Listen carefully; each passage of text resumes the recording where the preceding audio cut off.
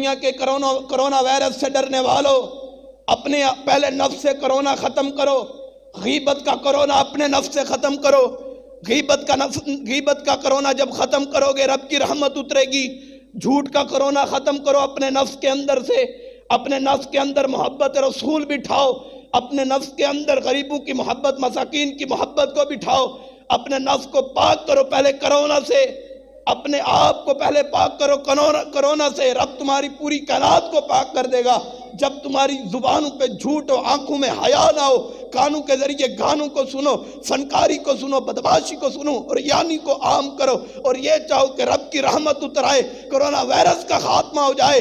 حضرات یاد رکھنا میری بات کو، کرونا وائرس اس وقت تک ختم نہیں ہو سکتا جب تک ہم نے اپنے نفس کو پاک نہ کیا، جب تک ہم پاک اپنے نفس کو نہ کر چکے۔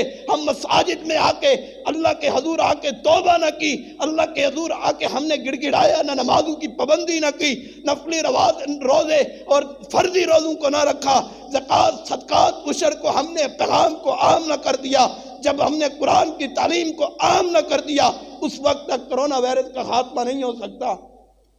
اپنے نفس سے کرونا ختم کرو، اپنے نفس سے۔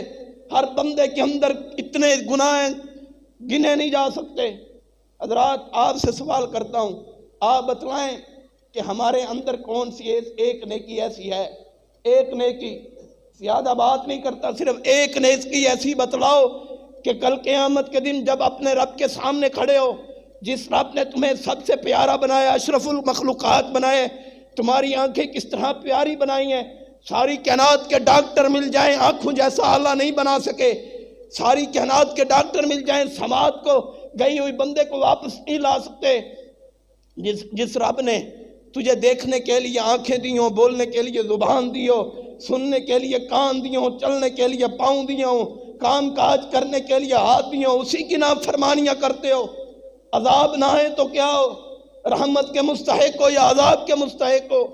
حضرات دیکھیے اپنے آپ کو اور غور کیجئے ہم کس مقام پہ جا کے کھڑے ہو گئے ہیں۔